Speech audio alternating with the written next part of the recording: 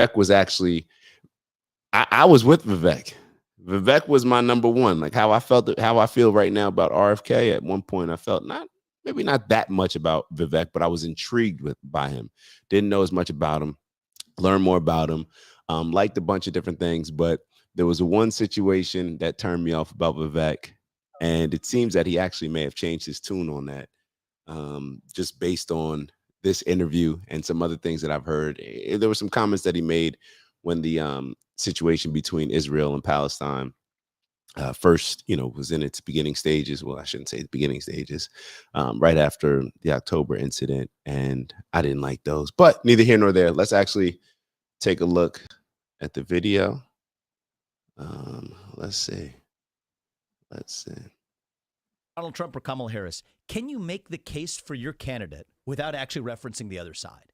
Let me actually go back a couple seconds. To a lot of the Kamala woman, though. You got to be. That, I mean, that was a woman. The boxer, that's a more complicated case. It's intersex XY chromosome, though, right? But I'm talking about actually people who Doug in the building, male sex organs, people who have XY chromosomes that are competing in women's swimming competitions, right? Those are debates we ought to be able to have. And the litmus test for both sides is this. Whether you support Donald Trump or Kamala Harris, can you make the case for your candidate without actually referencing the other side? So my challenge actually to a lot of the Kamala Harris supporters is can you make your case without referencing the other side? That's a big one. And matter of fact, now that Doug just reminded me. So, all right, we're going to go. This is what we do. So seeing Doug's name, it just reminded me of something that I wanted to bring up, something I was talking to Doug about the other day. And I've been thinking about it a lot. And Doug was asking, he said, hey, what is, everybody talks about one side being extreme, the other side being extreme, things being polarized. But what is the definition of extreme? Like, what makes something extreme? And what makes a candidate extreme? What makes their view on a certain policy extreme? So that may be something that we want to just think about. And maybe throughout the show, I'll kind of throw some ideas as far as what I think makes something extreme. But you guys can give me your insight as well. But that's just something to keep top of mind as we're watching all these videos, because I think we are probably living in the most extreme times. And when I say extreme, I mean that the opposite ends of the spectrum. And I actually have I'm going to talk about it right now. So when you think about the spectrum of where candidates are, hold on, Vivek, give me a sec. Give me a second, Vivek. When you think about extreme, we're going off on a tangent. It is what it is. Y'all know what we do. I referenced the football field the other day. Remember I said, think about things like a football field where the 50-yard line is where the Democrats and the Republicans meet. I should put it on the whiteboard. Maybe I'll put it on the whiteboard next time. Where the Democrats and the Republicans meet. That's the moderate, right? Moderates, 50-yard line, where I may be on one side of the 50-yard line, maybe you may be on the other, but we're pretty much very close to each other as far as how we view things, how we view the world and our policies. As we get out, as we extend out, beyond the 50-yard line, then things obviously get a little bit more where somebody may be a little bit more to the right, somebody may be a little bit more to the left, a little more conservative over here, a little more liberal over here. I think things used to be tighter, a lot tighter, where we weren't at, where the extreme or the far end of the right side was not as far as it is today as the far end of the left side. And what I'm actually realizing is that I don't think it's a straight line. Now, bear with me on this one. I don't think it's a straight line when we say, and I say it a lot, different ends of the spectrum, polarizing ends of the spectrum. What I think ends up happening is it's almost like a star. It's a star because you end up where it's not a straight line. It's actually different points where, let's say, you can have somebody on the left. Let's take like a AOC. She could be seen as an extreme when it comes to Israel, Palestine. So let's say we doing it. We are doing it. We're doing it. Hold on. This is what we do, baby. We get to the whiteboard. Let me make sure my headphones are out. Can y'all see this? All right. So Let me make sure that the mic is good. This wasn't planned. This was not planned. It is what it is, though. Hold on. Let me make sure that y'all can hear me on the mic. All right. So imagine a line here, 50-yard line, right? Let's say these are the Dems. These are the Republicans. Left, right. It used to be, oh, you can't really see that. Hold on.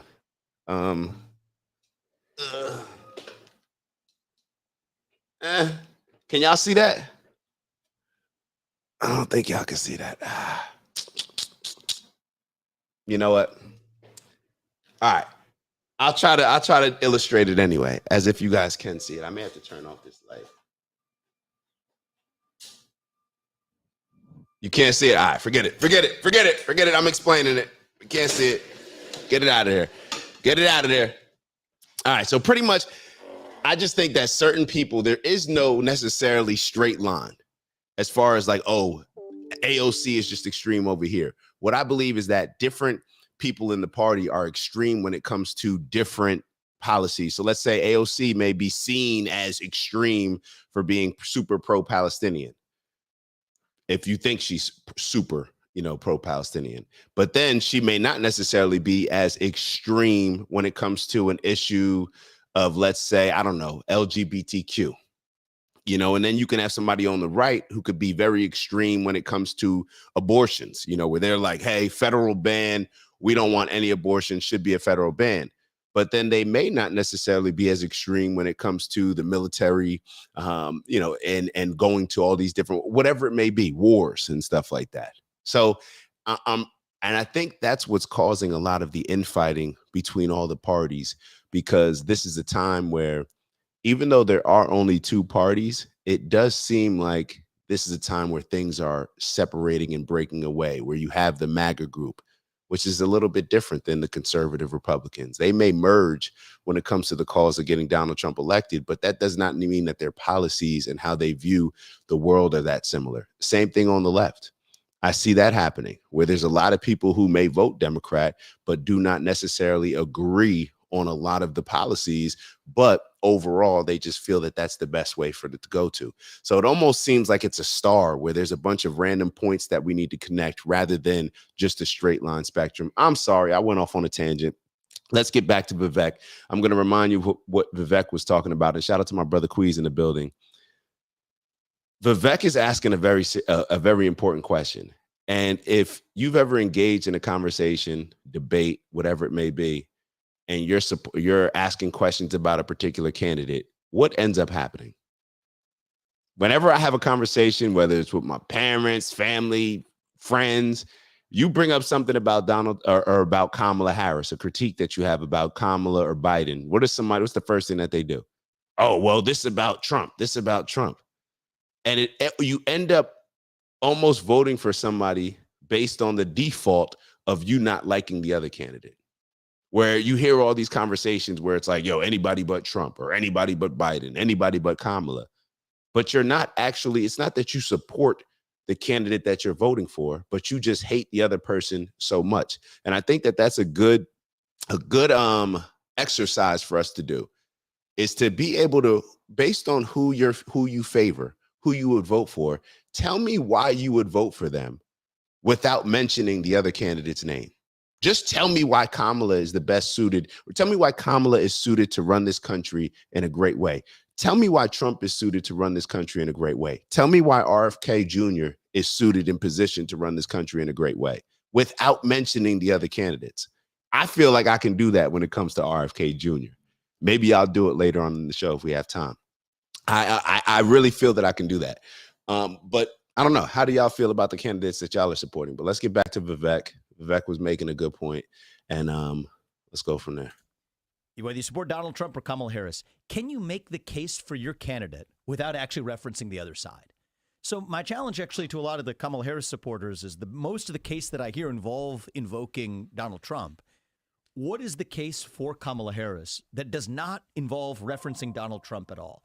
I think that's missing right now. Oh, I got that. And for Republicans, I'd give you similar advice too. What do we stand for? Not just what are we against? All right, and just keep up with the comments. So Danny wrote, nope, in this election, it's about democracy versus dictatorship, nothing else. So Danny, just based on his comments in previous lives, Danny's a supporter of the Democratic Party. So Danny, my question would be to you is, how can you have a democracy when you don't even have an open primary? How can you have a democracy when we just showed videos on how the Democratic Party worked to unfairly keep RFK Jr. not only off the ballot of competing against the Democrats and allowing the American people, right, we the people, to vote? That's a true democracy. But the things that they were doing before with acting as if Biden was going to be the president, holding on to that for so long, and then to the point where they could not have a primary, and then just putting Kamala as the nominee. To me, that sounds like a dictatorship, but this is what a lot of people do. A lot of people who support one side or another. Danny happens to support the Democrats in this instance on that side. He supports that side, but in all actuality, he's not even realizing that he's saying that Trump is representing the dictatorship. Kamala is representing democracy, but the Democrats didn't even have a process of democracy to elect their nominee. And hold on to that. We actually have another interesting video I'm going to show you later today where Bernie Sanders said the exact same thing about the Democratic Party. So this is what it ends up coming down to, what we said on the other show. People don't care. It's not about principles. It's not about values. It's not about dictatorship. It's not about democracy. It's about who do I like and how can I figure out a way to support them? And what ends up happening, which is what Vivek is talking about, you end up convincing yourself that the candidate that you want to root for, not because of their policies, but mostly for other emotional reasons, because and propaganda, the candidate that you want to root for, you end up rationalizing why they're the best candidate, not based on the reasons why they're the best candidate, but based on the fact that the other candidate is a terrible candidate. So Danny responds and says, that's how politics works. Each party selects a representative, then we elect or not elect. Danny, you're wrong. You're wrong. And maybe I'm just going to say you're wrong. And a lot of Democrats in America, I know you're not in America, are very upset about this process right now. Kamala Harris was not elected in a primary. The party does not select the representative, Danny. That's not how it works. That's why you have primaries. That's why people belong to the Democratic Party or the Republican Party. I'm somebody that believes in open primaries, figuring out a way to that. But how it works, Danny, is that you have your nominees that you're choosing from, right? They're competing, just like Vivek was competing against Ron DeSantis, was competing against Nikki Haley, just like Kamala, before she became vice president, was competing against Tulsi Gabbard, was competing against Biden. And then we vote on that, on who's going to win out of them, who's going to win the nomination. That's the whole point of a democracy, Danny. You have to win the nomination. Kamala, what race has Kamala won? You tell me what Kamala has won. She did not win the nomination. She was placed as the nominee. So you saying as a Democrat, that you support democracy and not dictatorship, which is what you're trying to imply that Trump represents. It's not consistent. It's very hypocritical, because that's not what happened with Kamala. You may just not be aware of it. Lucille wrote, whatever you do, you have to speak the same language, no matter what, never compromise, keep having one face, not 2 or 10, stand your ground and stay positive. There's winners and losers like it always was. That's an interesting point. And Lucille, we're going to actually talk about that. We have a clip that we're going to focus on exactly that. Let's keep going with Vivek for a little bit. What do we actually stand for? Offer that vision. And I think the country will be better off if both sides step up and do that. I agree with you. I think both parties need to be talking about nothing but the issues at this point, because people are out here hurting, and people want to know how you're going to put money in their pocket and how you're going to keep them safe. Whoever can speak to those things to the next 80 plus days, that's who wins this election. Mass illegal immigration, economic growth, and staying out of World War III. Who has the better vision to do each of those things? Do both parties agree? Those 3 things. Hold on. Let me go back to what he just said. I think those are 3. On that. War III. That's who wins this election. Mass illegal immigration, economic growth, and staying out of World War III. Staying out of World War III. That's something that we're going to touch on a little bit later. We have an interesting article that we'll touch on when it comes to that and this whole situation between Iran and Israel. A lot of people have been saying it for a while, that America is just a lot of these decisions that we're making, decisions with Israel. It just seems like they are priming us for a World War III. I was listening to, the Rich Dad, Poor Dad, Robert Kiyosaki. Hopefully I'm pronouncing it correctly. He said that every time an economy gets bad, there's a war. Every time an economy gets bad, there's a war. And later on in the show, we're going to discuss why that may happen. What are the advantages that come with war? How does that help repair the economy? How does that help repair the camaraderie of the country? So we're going to get into all these different conversations, but let's keep going a bit. Who has the better vision to do each of those things? Do both parties agree on that? First of all, that's an open question. Where do we stand on mass illegal immigration? We don't really know what the Democratic position is. But assuming we agree on mass illegal immigration is a bad thing, economic stagnation is a bad thing, and World War III is a bad thing, how do we solve those three problems? Whichever party offers the better solutions deserves to be elected. And that's the way I'm voting in the election as well. I think we have days, and I think like when you use a term like weird, like you talked about like when you first began everything, you wish you spoke to like the up and coming, like the people who are going to be next at solving some of these issues. Yeah. When you get on TikTok and when you get on Twitter, which a lot of people are getting their information from and are being swayed and conversations are being swayed, even media swayed by that, those are the terms that they're using. It's easy, it's digestible. And I think that it's a generational thing where you have to take what you guys are talking about and then partner it with that weird. And I think that's where you're going to get your winner from either way. And I don't think that it's Donald Trump, but I think that it makes sense what she's doing. And I think that she will hopefully get to those hard things. It makes sense what she's doing. So what she's referring to is the fact that Vivek was saying how Kamala still hasn't said anything about her policies. So she's saying that, it makes sense for Kamala, and I believe she uses the word woo, to woo us over and then worry about policies later. This is the world. And this is why I say maybe she makes a good point. Maybe it is good based on how we receive information. Based on how we receive information, we are so fickle when it comes to anything. We are so easily manipulated. We don't require any candidate to actually have a plan, like we said before, to actually identify clearly what their policies are, what they stand on, how they see certain things. And that's why we have a lot of this flip-flopping back and forth, because the candidates are simply pandering to us. They're simply trying to say any and everything to appease us in order to get us to like them. See, and that's the thing. When it comes to likability, that's a very emotional thing. But when it comes to how we're supposed to elect a candidate, it's supposed to be based on logic. You don't have to like your boss. You don't have to like your coach. You don't have to like the CEO. You don't have to like any of these people. You don't have to like them. If you were in war and in the military, you don't have to like the person that has a higher rank over you. But you do want to make sure that, I would assume, you want to put yourself in a position to where the most qualified and capable person, in order to carry out this mission and get everyone home safe, that's who I want leading me, not the person that's most liked.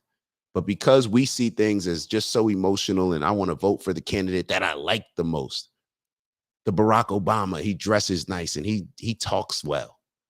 Because we've been so used to that, this is the strategy that they go about, and we do not force them to do anything differently. But she has to win the people over. She had to woo us first, and we're here. I think now the past is past. I mean, I think a lot of people have issues with. And so 2 examples. I'm so glad Danny's here. So Danny wrote, "You get it twisted because you're listening to right wing rhetoric. In this case, it is what it is, and the right are just pounding that talking point." Danny, if I'm getting it twisted, then just clarify it for me. You don't have to tell me that I'm getting it twisted listening to any rhetoric. Why don't you just tell me? Your last comment that you just wrote, Kamala is talking about her policies at every rally. I don't know why you don't want to listen. What are her policies? What are her economic policies? And Danny, you don't have to go back and forth. Just tell me. Maybe I'm not informed. Maybe you're right. Maybe I'm not listening. So you tell me, what are her economic policies? You tell me, what are her policies when it comes to the border and the migrant crisis? You tell me, what are her policies when it comes to Israel and Palestine and what may occur with Iran. Tell me what her policies are when it comes to Ukraine and Russia. You tell me what her policies are when it comes to energy. Just tell me what her policies are. If I'm missing them, look, maybe I'm just not as smart as you. It's not listed on the website. We already went over that on the last show. So you just tell me what her policies are. Instead of accusing me of not listening, I think it would be much more impactful. And I think it would make more sense, be more effective if you just tell me what her policies are. So we'll give Danny a second. You know, if you need to Google, that's cool. We'll give you a second, but just let us know what her policies are. With how she was selected. I personally think going through that process, people don't care about that, right? Whether or not there was a coup staged on Biden. I've said this publicly to the Republicans. Don't focus on that because it's up to the Democrats to decide who they nominate. Right. They've made that decision. But she's also the vice president. Focus on actual policy. And I have some serious differences with her. But she's the policy. vice president. If a president's not fit to, lead anymore, she's the natural person to take over. Now, this is what doesn't make sense to me. Charlamagne, what does that have to do with her getting the nominee? Yes, that makes sense for right now. And actually, that's one of the reasons why so many people, why Kamala Harris had such a low rating. Like why she was one of the most unliked, like her approval rating for being vice president was one of the lowest of any vice presidents in the history of our country. The reason why is because you have a president like Joe Biden, who, unless you were just obsessed and a fan of the Democratic Party, you looked at it and said, for the last couple of years, it doesn't seem like Joe Biden is the guy that's really running things. It doesn't seem like he's capable. It seems that he's having some cognitive effects that are preventing him from being at his best and being able to function as the leader of the country. So we all saw this stuff, and Kamala still wasn't. It's not like she was given more of a role. They were silencing her. She wasn't getting as involved. We didn't hear from her when it came to what she was supposed to be covering. She was supposed to be responsible for dealing with the border issues, right? We did not hear from her on any of these topics. So now to say, oh, it's just fine for her to now just be given the nomination as the Democratic candidate, it to me, it just doesn't make any sense. It's not a good argument, but I don't know. Yeah, there's a real question around that, too, is who's leading the country right now? We still have a country that's functioning between now and the election. Mm-hmm. And this is a question that the media has been surprisingly uncurious about. Come on, Danny. We don't want to hear you say that you're reacting to what I'm saying in the moment. Danny, tell me what are her policies? Tell me how she sees. What does she want to? Just tell me what her policies are. You're saying that she says it at every rally and I'm just not listening. So please just inform me. Just let me know what I'm missing. About. Like in a very serious sense, not in some sort of philosophical sense, who's actually running the country right now? It is entirely unclear what the answer to that question is. And just speaking as an American, put the election to one side, I think that ought to be deeply concerning, too. Mm-hmm. We've got a president who, in some ways, it reminds me of the British monarchy. Listen to what Danny just wrote. Hold on. Danny wrote, Kamala is for workers' rights. What does that even mean? That is just a talking point. That's not a policy. What does it mean to say I'm for workers' rights and unions? She's for big corporations to pay more taxes. Is she for big corporations to pay more taxes? We'll see. We haven't heard that. We'll see. We'll see. She's for women's rights to choose, for accountability. Accountability is not a policy, Danny. Accountability is not a policy. And if you're familiar, which you're clearly not, with the Democratic Party is not a party of accountability. And that's why so many people are leaving. The Democratic Party isn't a party of victimhood, especially as it pertains to the Black American experience. It's about convincing you that you're a victim, convincing you that you should not be accountable for your life, convincing you that there are other that your circumstances and you just being Black, that's why you can't get ahead in America. That's the opposite of accountability. And you may be correct when it comes to the women's right to choose. That may be the only thing that she stands on. But these aren't policies, bro. To say that I'm for workers' rights. Imagine me running for president and getting up there and just saying, yo, what's your policy? Yo, I'm for workers' rights. What rights for the workers? I'm for big corporations to pay more taxes. Okay, break that down for me. What are the actual policies? You just want big corporations, just pay more taxes. Okay, cool. All right. And notice how the things that he mentioned are not even the big three that Vivek just mentioned were probably the three biggest considerations when it comes to the election. These are none of the big ones. This is not this is how's this going to impact the economy?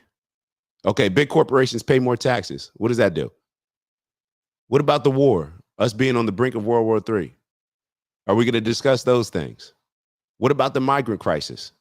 So you just named her policies. It's so funny that you just named talking points, not policies, but you're speaking on talking points that Kamala is pushing, and you didn't even mention the actual thing that she was responsible for as a vice president and is still responsible for. Her main thing was being responsible for the border. And here you're talking about talking points, and none of them actually even pertain to the very thing that she's actually responsible for right now. It's like, Danny, make it make sense. You're talking about talking points, referring to policies. What about what she's actually responsible for right now with the migrant crisis? Does she have a policy on that? Oh, she probably doesn't, right? Nothing said on that. I'm so glad that you're here, Danny. Appreciate you, brother. A little bit, right? You used to have a British monarch who actually ran the country, and at a certain point, it just became a ceremonial figure. All the pomp and circumstance that you hold up as Queez, exactly. A policy explains how something happens. I'm not sure if you were on the last show. I believe you were here, Danny, when I talked about Ice Cube and actually having a plan. Matter of fact, Danny, I'm sure you've read the 2025 project, right? Since you're so into American politics, I'm going to assume that you've read the 2025 project, or at least that you're familiar with it. That is about policy. That breaks down the exact plan, the reason behind it, the way to go about it. You may not like it. You may not agree with certain things in it, but that actually is a very clear-cut example of policy. When you tell me that, oh, what's her policy? Oh, yeah, she's for workers' rights. How do you go about these things? Like, what does that even mean? I'm for workers' rights. Like, did Trump come out, or did RFK Jr. come out and say, yo, I'm not for workers' rights? Like, did somebody say that? I don't know. Danny wrote, it's easy to talk in a normal tempo, asking me to answer in writing with 3 sentences on text. No, Danny, brother, I told you, take your time. Take your time. Matter of fact, take your time. You send me, I mean, you said this, she's talking about the policies and I'm just missing it. So take your time in writing it. Cool, no problem. Take your time. You don't have to respond to everything. Take your time. Tell us what her policies are. Lucille wrote, they want to prevent us from being independent. That's why they groom the ones who are not awake yet, Danny. And you are the one God called to wake them up. Keep doing the good job, Dave. People will wake up. And then Danny's talking about accountability. So Danny accuses me of not listening to Kamala's policies and saying that Kamala, she puts out her policies and I'm just not listening. Okay, Danny, what are her policies? Accept the accountability that comes with that. Accept the accountability. So now, okay.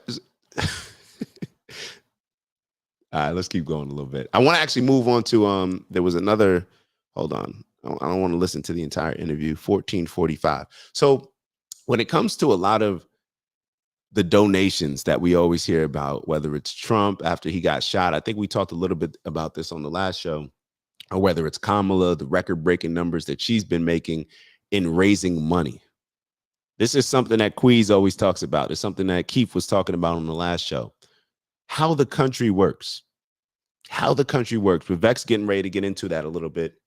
But when we hear these candidates talking about they raised this amount of money, every dollar, every cent comes with a promise. Just like when you go to the store, you don't just give. If I go grab my favorite Jamaican spot down the street, if I go there at lunch and I order food, I'm expecting when I give them the money, them to give me something in exchange. This is no different.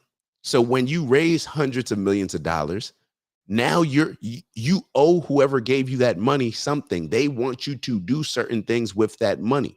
They want you to push their agenda items. They want you to get things done. This is just what lobbying is about.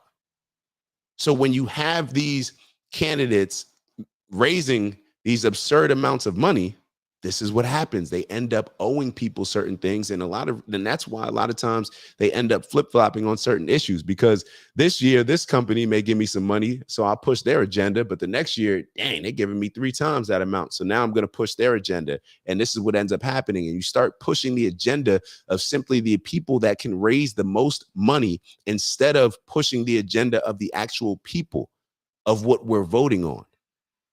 Tells me, actually, it's not that she's some sort of ideologue or some communist or whatever. Some people level that critique. I don't think that's the real critique. I think the real critique is then you just become another cop. This is exactly what happens. Look what Danny just wrote. Hold on. Hold on. Vivek, give me a second, Vivek. We really got to break this down. Danny is giving us great info and insight. So I asked Danny for Kamala's policies. And then I mentioned Project 2025 as an example of something that actually breaks down a plan. Now, Danny, I asked you, did you read Project 2025? Because you're getting ready to tell us in this comment about Project 2025. Be honest. Did you read it? So Danny's going to tell us about Project 25. Keep in mind, asked him about Kamala's policies. He told me, I'm just not listening to them. She talks about them all the time. Then I asked him about Project 2025, right? Now, he's a Democrat, so he's going to tell me about Project 2025. Project 2025, reverse President Biden's student debt forgiveness. I'm actually for that. Reinstate student debt should not, no. Danny, I know you may think that sounds good, student debt forgiveness, but where's the money coming from? That still has to be paid. Where's the money coming from? Reinstate student debt on millions of Americans. Okay, so you said the same thing twice. All right, give tax handouts to the ultra wealthy and big corporations. We've actually talked about that. And when it comes to giving tax breaks to the big corporations, I'm for that. Why? Because those are the people that actually take the risk. So people like you and me can have 9 to 5s and not have to worry about what amount I'm getting paid this week and whether or not I'm going to be able to put food on the table because the company may have had a bad week, good week. So neither here nor there. The point is that, Danny, you seem to, so Danny said he read the important parts. Danny said he read the important parts. So he read the important parts of Project 2025, and he just told us exactly what Project 2025 is about. Then look at his next comment. He writes, Google her policies. I really can't see the reason why I have to sit here and teach you about them. So when it comes to Project 2025, you're well aware of the policies, right? You said you're well aware of the policies. You read the important parts. When I ask you, after you accuse me of not listening when it comes to Kamala and saying that she talks about her policies all the time, this is your response. And I'm sure a lot of y'all other people get this response as well. Google her policies. Danny, you just told me what Project 2025 was about, right? So tell me what Kamala Harris is about. Tell me what now I got to Google her policies. All right, I'll Google them after the show. All right, appreciate you, brother.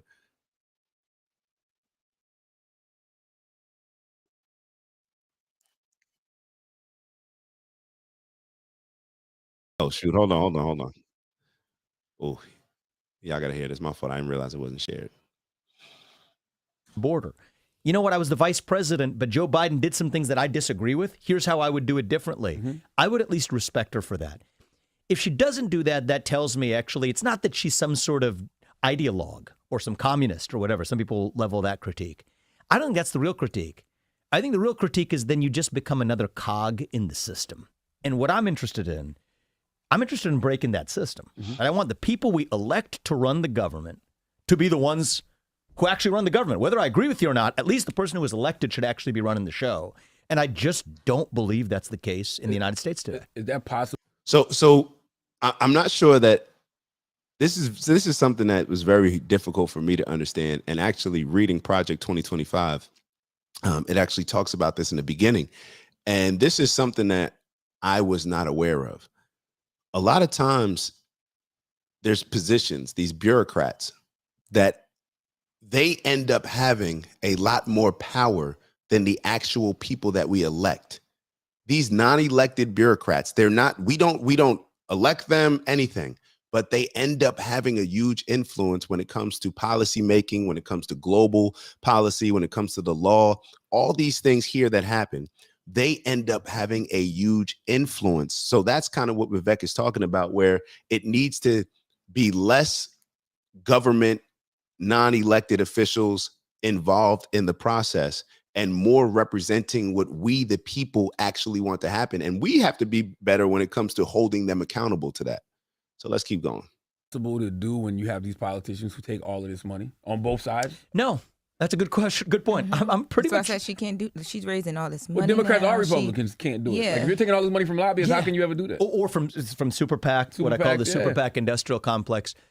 So the thing is, actually, back in 2010, the Democrats used to be dead set against the rise of super PACs. So remember, the corporations are not people debate. That was around a case called Citizens United. What they effectively said is, okay, if you can't beat them, join them. So now you have the amount of super PAC money flowing in to support Democrats actually is greater than that using to support Republicans. But they're saying, hey, if we got the money flowing in, then we're not going to, if you can't beat the game, play the game. And I think both parties are worse off for it because the people who really determine the politicians' stances aren't really the people of the country. It's the people who effectively fund the mother's milk of American politics. And I think that's bad for Democrats and Republicans in the United States of America alike. So I would favor a policy. I think Donald Trump or Kamala Harris would do well to come out with this to say, if you've worked in the government, you're banned from lobbying the government for at least 10 years after you leave. Neither. I think that's a good one. Oh, no. Danny's mad.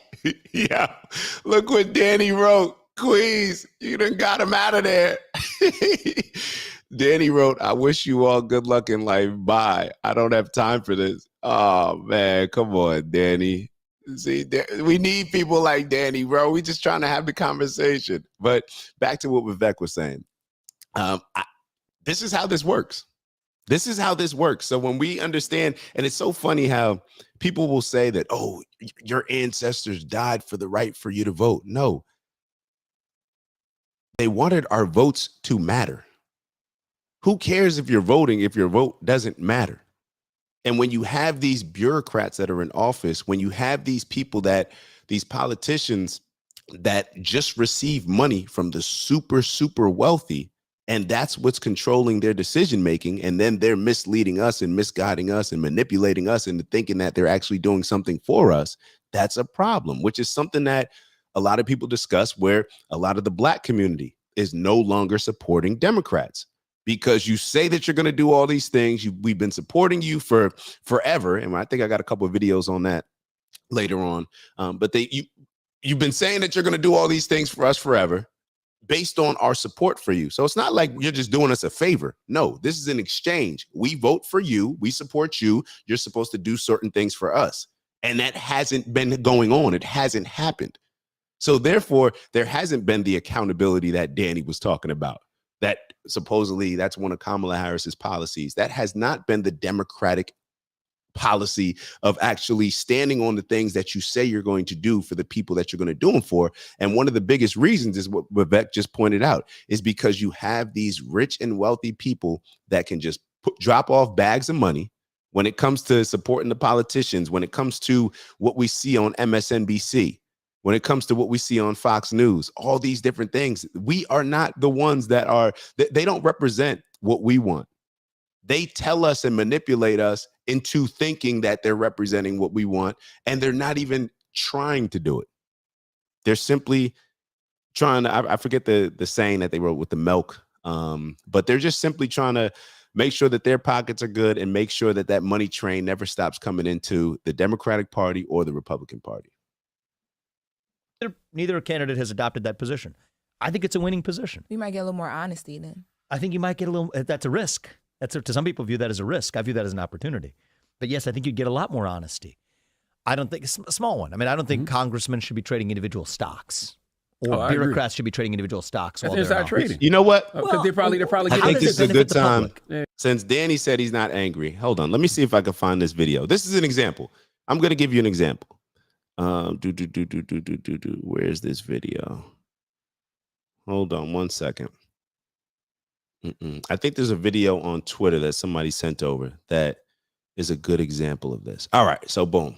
Let's play this video. Since we got a Kamala stan, let's play this video. Hold on. Ooh, Hold on. Hold on. Let me make sure that it's shared. Wasn't planning on playing this. Ed, what up, Ed? And I saw my bro Chris Manger in the building. What's good, little bro? Appreciate you tapping in. All right, so this would be an example of a policy issue, Danny. All right, so this is an example. Kamala Harris hopes service workers forget that she was the tie-breaking vote for the IRS to go after tips. Oh no, Danny! Danny, you said Kamala's for the what did Danny say? She's pro worker rights or something. Didn't he say something like that? Let's take a look. The vice president votes. Hold on. The yeas are 50, the nays are 50. The Senate being equally divided, the vice president votes in the affirmative, and the bill, as amended, is passed.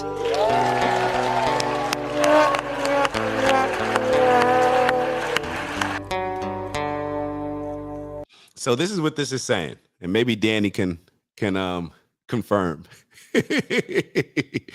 Kamala Harris cast the tie-breaking vote for the Inflation Reduction Act, which hired 87,000 IRS agents and then launched a tip reporting site. The Inflation Reduction Act changed a wide range of tax laws and provided funds to improve our services and technology to make tax filing easier for you. That's what was said. Let's keep going.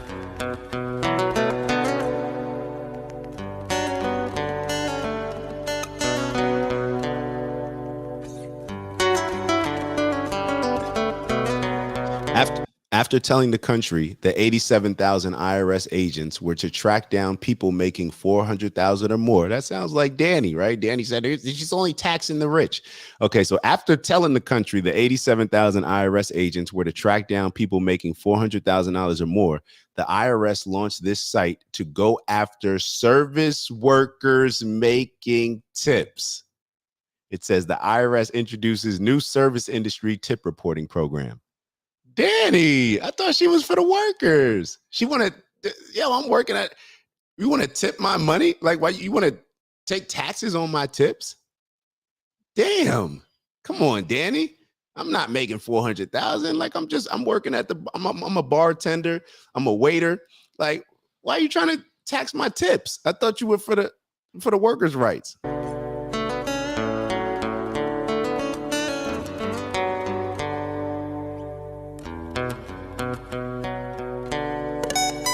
Because when I get to office, we are going to not charge taxes on tips, people making tips. So, this is, you can't, Danny, thank you. It's almost like Danny and I planned this. All right, so this is what you just heard, and I'll play it again, is Donald Trump speaking on June 9th in Las Vegas.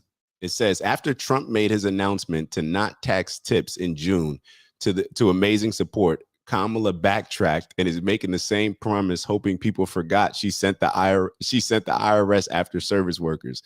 So let's actually go back. So Donald Trump's speech is from June 9th. Kamala's is from August 10th. On tips, people making tips. Hold on. Run it back a little bit. Because when I get to office, we are going to not charge taxes on tips, people making tips.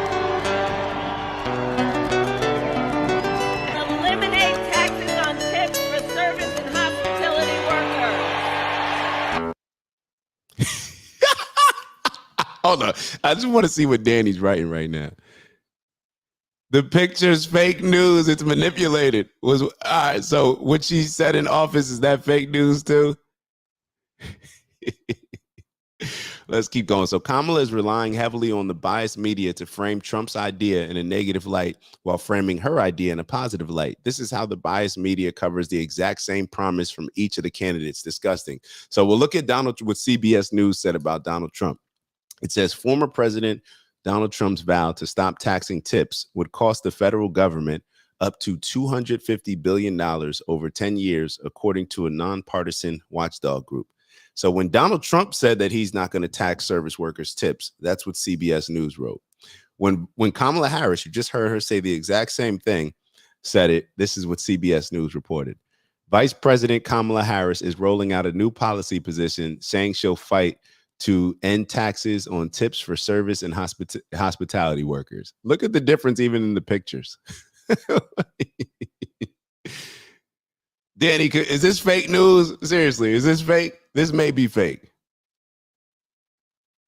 Is this the end of this video? Let me see. All right. So if it's okay with Danny, we'll get back to Vivek. We're gonna listen to a little bit more of that, but Danny's funny. Is that his question? Yo, you know what's wild?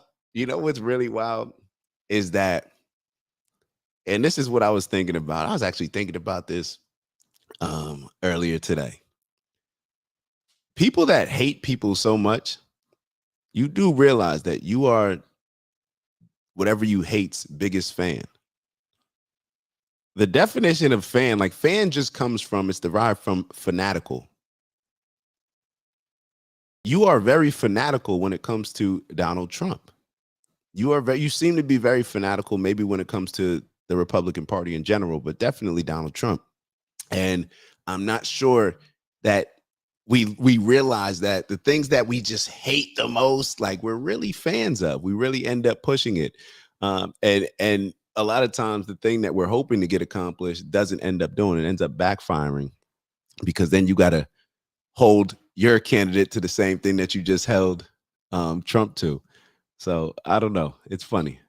It's funny. I'm trying to also make sure that I see the comments. And Ant wrote, taxing tips is wild. So I'm going to show this video. Matter of fact, I should just show it now.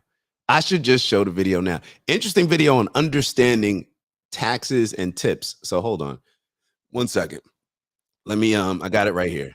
I got it right here. That's how, see, y'all gonna think that I'm planning all this stuff, that I'm talking to Danny before the show. Like, yo, I need you to say this. Listen to this video about tips or just taxes in general. This is more about taxes. This to me, like this video broke it down how insane all of this stuff is. If somebody has, no, I seriously think about this every single day, and I'm sorry if I sound stupid. If somebody has $500 and they've already paid taxes on it, and they give it to me, so now just because it goes from them to me, I also have to pay taxes on it, even though they just did. And then not only that, but anytime I spend one of those $500, I'm going to also pay another tax fee on whatever item I'm buying. And then whoever I bought the item from will have to pay taxes on the money they just earned from what I bought. So every single dollar. That's right. Just forget it. Good for you. Just 100 years ago, we would go to war for government to tax us. Today we say, yes, sir.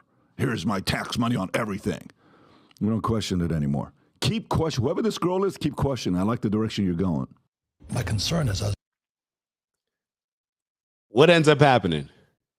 We pay taxes. Like when we get paid, right? We have to pay taxes on the money that we receive, right? Then we go to the store, and with that money that we're putting back into the economy, now we have to pay taxes on what we're buying. And not only do we have to pay taxes on what we're buying, but when we buy it from the seller, you know, the store, wherever we're buying something from, now they have to also pay taxes on the money they make. And then everything that they spend, they're gonna have, it's a continuous cycle. It's actually, damn, the fact that we actually allow all this stuff is pretty wild. The fact that we allow this stuff is pretty wild. Let's keep going. Does it serve the interests of the public? I fail to see how. Absent that argument, ban lobbying for 10 years after you leave office. Ban the trading of individual stocks if you're a government bureaucrat regulating an industry. Say names, Vivek. You probably shouldn't be able to join that industry. Say for at names. least 10 Why you don't years. want to say Nancy Pelosi? Well, I mean, you know, because I don't like saying the things everybody's always. Nancy Pelosi's. All right, we're gonna move ahead. I didn't realize it's almost 9 o'clock. I want y'all to see this part. Hold on. I got the timestamp right here, 30 minutes and 45 seconds. So y'all, I thought that this was interesting. I thought this exchange was interesting. I'm not going to say I'm going to vote for her, but because I disagree with her on the policies, but I will respect her as a candidate in a way that I don't until she actually does it. You're not just going to support your fellow Indian because she's an Indian? Well, you know, I would say that one of the things actually funny, you bring that up in the, I believe we're all American, we got to vote in policy, of course. A lot of the Indian American community is a little bit disappointed or a little bit offended, at least at the fact that she doesn't really own that part of her identity anymore in the way she did before, right? I'm not saying that. I'm just she owns both. I'm don't blame the messenger, but I'm telling you, you can take it as a fact that at least in my read of it, I think a lot of Indian Americans do have a little bit of disappointment about that. My whole view is I don't like identity politics, period, right? One direction or another. We got to revive our shared American identity. Okay, and so if we are really committed to the ideals of this country, I think we should focus. That's the question that I want to ask y'all. That's the question that I want to ask y'all. Is it more important to be Russian, Italian, Irish, Nigerian, Jamaican, Mexican, Ecuadorian, whatever it is? Is it more important Canadian to be that or to just be American? Should we lead with being American? Should I wake up with a sense of pride? And obviously, it's going to be a little bit different. I'm just saying, me being somebody black, I understand that based on our treatment in this country, when you're not treated righteously, humanely in a place, it's very hard to then be prideful of living in that place. But if we look at it from a standpoint where everybody tells me when it comes to voting, your ancestors died for the right for you to vote, how could all this other stuff? Didn't our ancestors die for us to be Americans? Based on the same logic that y'all are using. I'm just saying, based on the logic that y'all use, didn't our ancestors die for us to be Americans? For us to have representation in this country? So my question is, seriously, matter of fact, I guess 2 questions. Is it in our best interest to see ourselves as Americans first before everything else? That's the first question. The second question is, which is better for the country? For us to see each other as just what we are outside of being Americans, or for us all to just embrace being Americans?